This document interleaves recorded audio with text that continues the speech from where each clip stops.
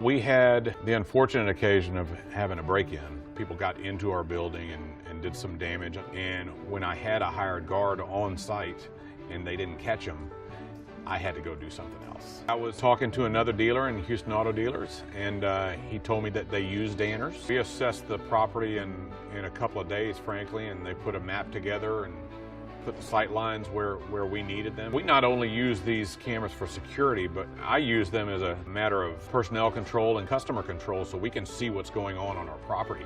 It's a camera and a server. I can look at these properties on my desktop, or I can look at them on my phone whenever I need to.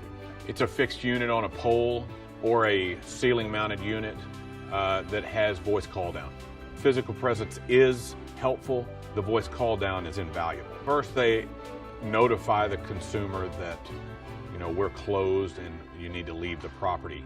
If they find that it's someone that's really loitering and trying to maybe do some harm, they'll get a little more aggressive and make sure and get those people off the lot.